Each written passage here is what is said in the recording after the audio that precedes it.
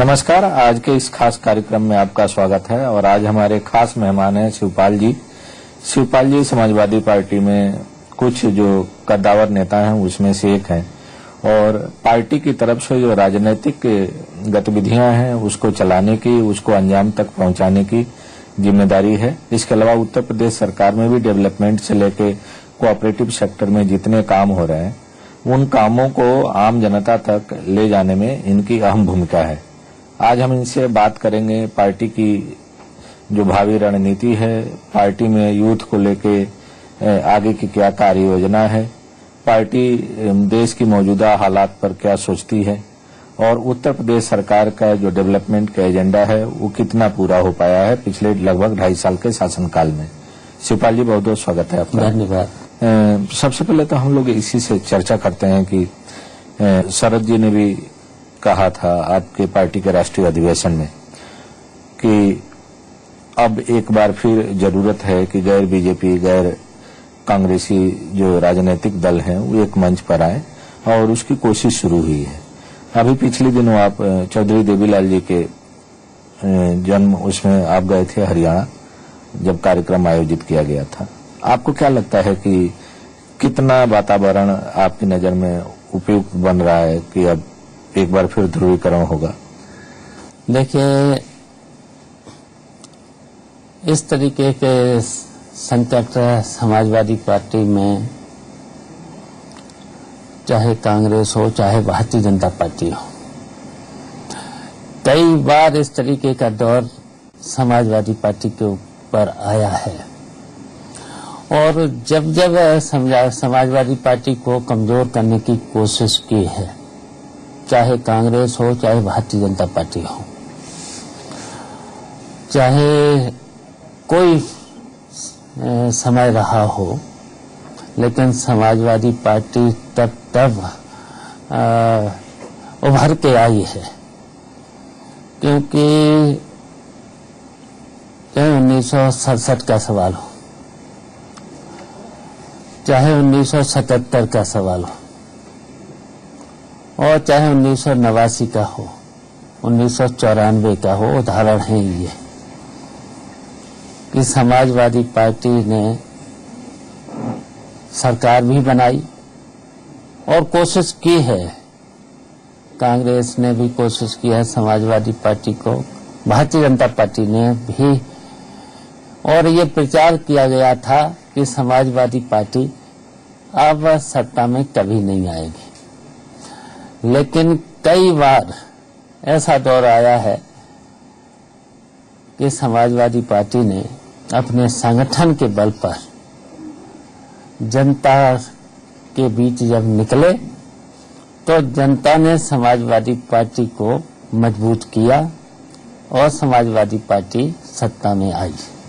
नहीं, इस समय फिर लग रहा है कि एक तीसरे मोर्चे की कहें या ऐसे विकल्प की जरूरत है जो कि भारतीय जनता पार्टी और कांग्रेस को राष्ट्रीय स्तर पर चुनौती दे सके। और जब जब इस तरह का हम कहें कि पॉलिटिकल वैक्यूम हुआ देश की राजनीति में, तब समाजवादी पार्टी की अहम भूमिका रही एक विकल्प देने की, गैर भाजपाई, गैर कांग्रेसी दलों को एक मंच पर लाने में। देवीलाल जी के उस जन्मशती कार्यक्रम में आप गए थे। आपको लग रहा है कि जो ऐसे राजनीतिक दल हैं जो अपने अलग अलग महत्वाकांक्षाओं के चलते या आपसी क्षेत्रीय टकराव के चलते अलग अलग घटकों में बटे हुए थे, अब वे समाजवादी पार्टी की अगुवाई में या आप लोगों के प्रयास के चलते फिर एक मंच पर आने का मन बना रहे हैं गंभीरता से? देखिए, वैसे तो होना चाहिए और समाजवादी पार्टी का राष्ट्रीय नेतृत्व प्रयास करेगा कि जितने भी देश में समाजवादी पार्टी के लोग हैं, जो बिखरे हुए लोग हैं, अगर ये समाजवादी पार्टी के पूरे देश के लोग एक हो जाएं तो ये फिर से समय आ सकता है कि भारतीय जनता पार्टी और कांग्रेस का जो पहले नारा दिया था और सब एक मंच पर आए थे और नेताजी ने सबको इकट्ठा किया था। अब जरूरत तो है इसकी, और अगर सब एक समाजवादी सब एक हो गए तो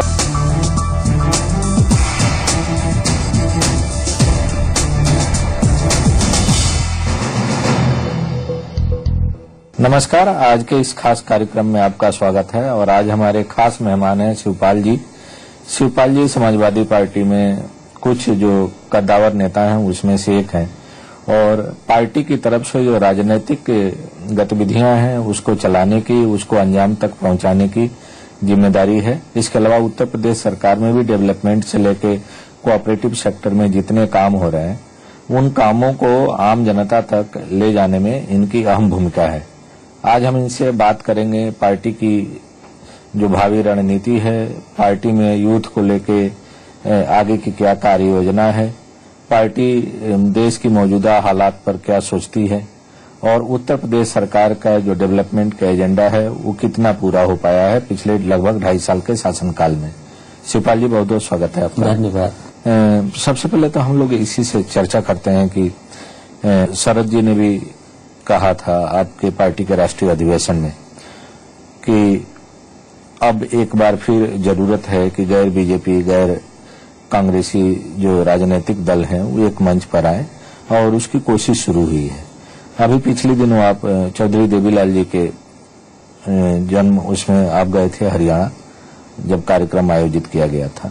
आपको क्या लगता है कि कितना वातावरण आपकी नजर में उपयुक्त बन रहा है कि अब एक बार फिर ध्रुवीकरण होगा?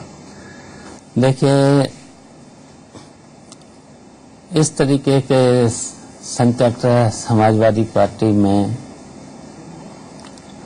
चाहे कांग्रेस हो चाहे भारतीय जनता पार्टी हो, कई बार इस तरीके का दौर समाजवादी पार्टी के ऊपर आया है और जब जब समाजवादी पार्टी को कमजोर करने की कोशिश की है, चाहे कांग्रेस हो चाहे भारतीय जनता पार्टी हो, चाहे कोई समय रहा हो, लेकिन समाजवादी पार्टी तब उभर के आई है। क्योंकि चाहे 1967 का सवाल हो, चाहे 1977 का सवाल हो और चाहे 1989 का हो, 1994 का हो, उदाहरण है ये कि समाजवादी पार्टी ने सरकार भी बनाई और कोशिश की है, कांग्रेस ने भी कोशिश की है समाजवादी पार्टी को, भारतीय जनता पार्टी ने भी, और ये प्रचार किया गया था कि समाजवादी पार्टी अब सत्ता में कभी नहीं आएगी। लेकिन कई बार ऐसा दौर आया है कि समाजवादी पार्टी ने अपने संगठन के बल पर जनता के बीच जब निकले तो जनता ने समाजवादी पार्टी को मजबूत किया और समाजवादी पार्टी सत्ता में आई। नहीं, इस समय फिर लग रहा है कि एक तीसरे मोर्चे की कहें या ऐसे विकल्प की जरूरत है जो कि भारतीय जनता पार्टी और कांग्रेस को राष्ट्रीय स्तर पर चुनौती दे सके। और जब जब इस तरह का हम कहें कि पॉलिटिकल वैक्यूम हुआ देश की राजनीति में, तब समाजवादी पार्टी की अहम भूमिका रही एक विकल्प देने की, गैर भाजपाई गैर कांग्रेसी दलों को एक मंच पर लाने में। देवीलाल जी के उस जन्म शती कार्यक्रम में आप गए थे।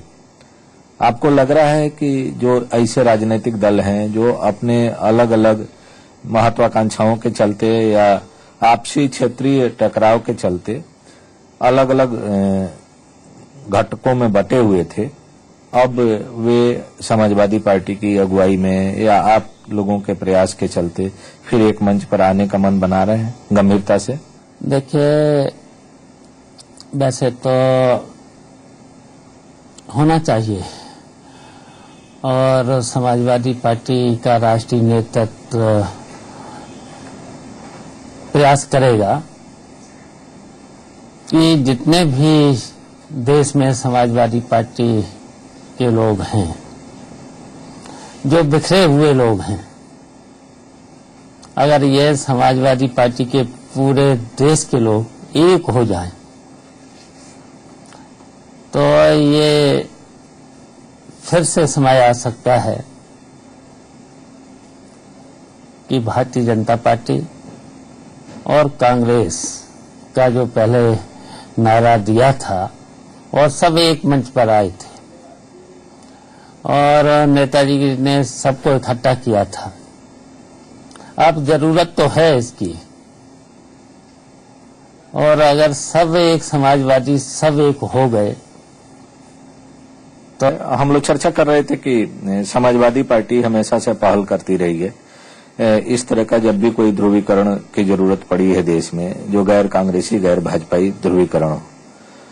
दूसरा सबसे अहम सवाल है कि यूथ को राजनीति में आगे लाना चाहिए, यूथ को गवर्नेंस में आगे लाना चाहिए।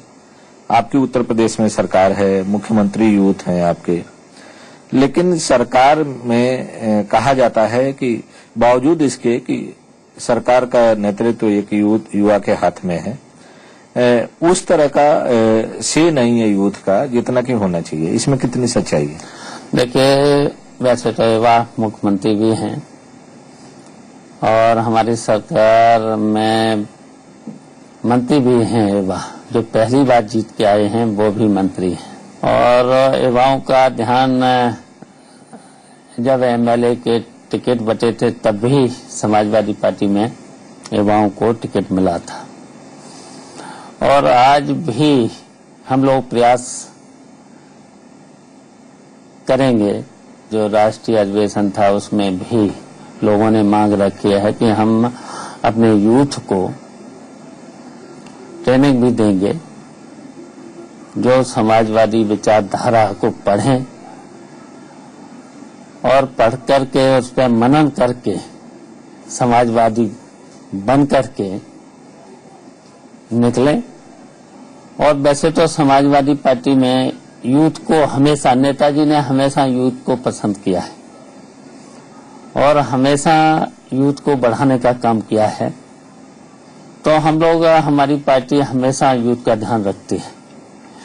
और हमारे जो 4 विंग हैं, युवजन सभा, लोहिया वाहिनी, छात्र सभा, यूथ ब्रिगेड, चारों का हमारा यूथ का जो संगठन है, तो हमारी पार्टी तो वैसे भी यूथ को महत्व देती है। पद भी हैं, प्रदेश स्तर के पद भी हैं, और हमारा राष्ट्रीय युवजन सभा का भी पद है। एक और पार्टी पर ये आरोप लगता है, जबकि डॉक्टर लोहिया से लेके नेताजी आप सब महिलाओं के हिस्सेदारी की बात करते रहते हैं, लेकिन पार्टी पर ये आरोप लगता है कि जब महिलाओं से जुड़े हुए सवाल आते हैं तो उसमें पार्टी की तरफ से वह गंभीरता देखने को नहीं मिलती है जिस तरह की गंभीरता वामपंथी दलों में महिलाओं के सवाल पर देखने को मिलती है या गैर सपाई दलों में देखने को मिलती है। इसका क्या कारण है? नहीं, देखिए, वैसे तो महिलाओं का समाजवादी पार्टी में हमेशा ध्यान रखा है, और जहां तक आरक्षण का सवाल है, कभी समाजवादी पार्टी ने विरोध नहीं किया है। अगर समाजवादी पार्टी ने जो विचार दिया था तो उसमें तो आरक्षण की संख्या और बढ़ सकती थी। समाजवादी पार्टी ने केवल यही मांग की थी कि दलीय आधार पर आरक्षण निर्धारित कर दिया जाए, तो उससे तो महिलाओं की संख्या और बढ़ जाएगी। कभी समाजवादी पार्टी ने आरक्षण का विरोध नहीं किया है, केवल कहा कि पिछड़े वर्ग की महिलाओं को, अल्पसंख्यक वर्ग की महिलाओं को केवल आरक्षण होना चाहिए। एक और बड़ा अहम सवाल है इस समय, और पिछले लगभग 2 महीने से हम कह सकते हैं कि पूरा पश्चिमी उत्तर प्रदेश और एनसीआर की राजनीति गर्म थी चौधरी साहब के नाम पर। चौधरी चरण सिंह के जिस बंगले में रहते थे उनके बाद उस बंगले में अजीत सिंह जी रह रहे थे। जब मंत्री थे तब भी, जब सांसद थे तब भी। इस बार के लोकसभा के चुनाव में वो चुनाव हार गए और वो बंगला उनसे खाली कराया जा रहा था। जब बंगला खाली करने की स्थिति आई तो उन्होंने कहा कि इसको मेमोरियल बनाना चाहिए चौधरी साहब के नाम से। लेकिन जब वो सरकार में रहे, जब वो सांसद रहे, तो उनको कभी ये बात याद नहीं आई। इसके ठीक उल्टा बागपत में चौधरी साहब की एक प्रतिमा बनी पड़ी है पिछले कई वर्षों से, और उसका अनावरण तक चौधरी अजीत सिंह को करना याद नहीं आया। जबकि आप लोग लगातार चौधरी साहब के सम्मान में, चौधरी साहब के नाम से तमाम योजनाएं, तमाम संस्थानों के नाम जब जब आप लोग सरकार में आए रखे, चाहे लखनऊ का एयरपोर्ट हो या आपके इटावा सैफई में जो एक पीजी कॉलेज चलता है हैवरा में, वो भी चौधरी साहब के नाम से है, जिसमें कि आप सबके के प्रयास से वो कॉलेज बना और चल रहा। क्या कारण है इसके पीछे, क्या आप राजनीति मानते हैं? देखिए, चौधरी साहब किसानों के एक बहुत बड़े नेता हुए। चौधरी साहब प्रधानमंत्री भी हुए, गृह मंत्री भी हुए, और मुख्यमंत्री से लेकर के उन पर बहुत बड़े बड़े पद भी रहे। स्वतंत्रता संग्राम सेनानी भी थे, अर्थशास्त्री भी थे। तो देखिए, उनके नाम पर मैंने तो मांग की थी कि भारत रत्न चौधरी चरण सिंह को भी मिले। फिर मैं दोहराता हूं कि भारत रत्न चौधरी चरण सिंह को मिलना चाहिए था, और उनके नाम पर अगर अजीत सिंह जी ने मांग की है, बड़ा नाम है चौधरी साहब का, स्वतंत्रता संग्राम सेनानी से लेकर के प्रधानमंत्री और बहुत बड़े बड़े पद रहे हैं। तो फिर केंद्र सरकार को चौधरी साहब के नाम पर अगर एक मकान की बात थी केवल, तो कर देना चाहिए था। हम आप भी मांग करते हैं चौधरी साहब के नाम पर। अब अजीत सिंह नहीं कर पाए, न कर पाए, लेकिन हम लोगों ने तो, जितने भी चौधरी चरण सिंह को मानने वाले लोग हैं, खासकर नेताजी ने हमेशा चौधरी साहब के नाम पर जितना काम करना चाहिए था किया है। और हम लोग तो हमेशा तैयार हैं, जितने भी समाजवादी पार्टी के लोग हैं, डॉक्टर लोहिया, लोहिया के बाद चौधरी चरण सिंह के नाम पर जो भी काम करना है, तो हम लोग तो हमेशा चौधरी साहब का सम्मान करते हैं, और उनके नाम पर मेमोरियल जो भी मांग है, एक मकान का ही तो सवाल है, चौधरी साहब के नाम पर हो जाए तो कौन सा बड़ी बात है। शिवपाल जी, एक और चर्चा चलती है अक्सर कि उत्तर प्रदेश में आपकी सरकार लगभग 2.5 साल का वक्त गुजार चुकी है, लेकिन जो इम्पैक्ट, जो डेवलपमेंट से जुड़े हुए काम दिखाई देने चाहिए धरातल पर, वो दिखाई नहीं दे रहे हैं। इसका क्या वजह है? क्या अधिकारी आपको सपोर्ट नहीं कर रहे हैं, या सरकार की मंशा में कहीं न कहीं वो हम कह सकते हैं कि ईमानदारी या संजीदगी नहीं है? कहाँ लैक करता है जिसके वजह से परसेप्शन बना हुआ है आम जनता? देखिए, हमारी 2.5 साल की सरकार ने इतना काम किया है हर क्षेत्र में, चाहे पुलों का हो, चाहे सड़कों का हो, चाहे आप देख रहे होंगे नहरों की सिंचाई का हो। हमारी सरकार ने 2 साल के अंदर 14 लाख हेक्टेयर सिंचित जमीन को बढ़ाया है। नहरों की जो सिल्ट सफाई नहीं हुआ करती थी, बंद पड़ी हुई थी, साल में 2 बार सिल्ट सफाई करने का काम किया, जिसकी वजह से आज जो प्रदेश में सूखा पड़ा हुआ था, जो नहरें चली हैं, लगातार नहरें चली हैं, उसकी वजह से किसानों का जो सूखा से बुरा हाल होने वाला था वो भी बचा है। इधर मैंने पुलों का भी निर्माण कराया है, सड़कों का जो बुरा हाल था उनको ठीक कराया है, और इसके साथ साथ देखिए, आप लखनऊ में ही देख रहे होंगे मेट्रो रेल और मेट्रो के साथ साथ आईटी, कैंसर अस्पताल और मेडिकल कॉलेज, पूरे प्रदेश में मेडिकल कॉलेज, इतना काम हुआ है शायद इतने कम दिनों में कोई भी सरकार अभी तक काम नहीं कर पाई है। लेकिन केवल प्रचार प्रसार में आप कमजोर हो गए हैं। और मीडिया में पता नहीं मीडिया ये काम नहीं दिखा पा रही है, लेकिन हम इस पर भी ध्यान देंगे और देना चाहिए, ध्यान देना चाहिए। जो हमारा सूचना विभाग से लेकर के है दिखाना चाहिए, उस पर अगर दिखा दिया जाए तो इतना काम हुआ है कि कई सालों सरकार रहने के बावजूद वो लोग काम नहीं कर पाए, तो उससे कहीं ज्यादा हमारी 2.5 साल की सरकार ने काम किया। एक और चर्चा चलती है कि जो केंद्र सरकार से सपोर्ट मिलना चाहिए, चाहे वो पावर के सेक्टर में या के सेक्टर में, वह सपोर्ट केंद्र से नहीं मिल रहा है। और तमाम ऐसी सड़कें हैं वो इसलिए नहीं उनकी रिपेयरिंग हो पा रही है या उनका निर्माण नहीं हो पा रहा है क्योंकि केंद्रीय सहायता मिलने में काफी विलम्ब हो रहा है राज्य को। इसमें कितनी सच्चाई है? देखिए, जैसे ये भारतीय जनता पार्टी की सरकार बनी, मैंने केंद्र के जो मंत्री थे उनको भी पत्र लिखा, मुख्यमंत्री की तरफ से भी पत्र लिखा, सड़कों के बारे में भी लिखा, नहरों के बारे में भी लिखा और जितनी भी अधूरी योजनाएं पड़ी हुई थी उनके लिए भी लिखा। लेकिन आश्वासन तो मिला, लेकिन अभी तक धन नहीं मिला। और इसी तरीके से जो हमारा बिजली का जो शेयर मिलना चाहिए था, कम से कम हमें 1000 मेगावाट बिजली केंद्र सरकार को तुरंत दे देना चाहिए था, वो भी नहीं मिला। उधर कोयला भी नहीं मिला।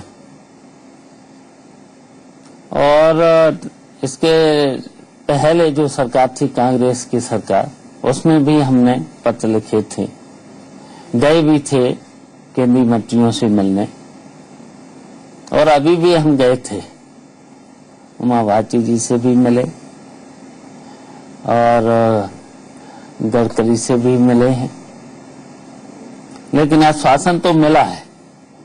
और पिछली कांग्रेस की सरकार थी, मेंटेनेंस के लिए मैंने उनको 1000 करोड़ रुपया मांगा था। जब 1000 करोड़ रुपया मांगा तब मिला केवल 15 करोड़ एनएच की सड़कों के। किस रेशियो में? 1000 के मुकाबले 15 करोड़ में केवल 15 करोड़, जबकि इससे पहली साल 25 करोड़ मिला था, उसमें भी घटा करके 15 करोड़ दिया। तो 15 करोड़ में तो एनएच की सड़कें ठीक नहीं हो सकती थी, इसलिए सड़कों की हालत खराब हुई है। लेकिन अभी हमने फिर मांगा है, अगर ये पैसा मुझे मिल जाए तो प्रदेश की सड़कें जो एनएच की सड़कें हैं, एनएचएआई की सड़कें, केंद्र सरकार को ठीक करना चाहिए। उस पर टोल टैक्स लेने के बावजूद भी सड़कें खराब हैं, तो ये जिम्मेदारी केंद्र सरकार की है। एनएच में पैसा देगी केंद्र सरकार, काम कराएगी प्रदेश सरकार। अगर पैसा दे दें तो ये सड़कें सभी ठीक हो सकती हैं। हमारा प्रयास अभी फिर होगा, हम केंद्रीय मंत्री से फिर मिलेंगे और उनसे धन की मांग करेंगे, जिससे कि एनएच और एनएचएआई की सड़कें ठीक हो जाएं। वैसे तो मैंने मीटिंग यहाँ पर अधिकारियों को बुलाकर केंद्रीय अधिकारियों से, प्रदेश अधिकारियों से मिलकर कर ली है और हमने प्रोजेक्ट भी सभी भेज दिए हैं जी। अगर धन की उपलब्धि हो जाएगी तो प्रदेश की सड़कें ठीक हो सकती है। तो मैंने इसका मतलब ये है कि जो मौजूदा हालात है सड़कों का, उसके लिए राज्य सरकार से ज्यादा केंद्र सरकार जिम्मेदार है। हाँ, केंद्र सरकार जिम्मेदार है। बहुत बहुत धन्यवाद आपको हमारे चैनल से बात करने के लिए। धन्यवाद।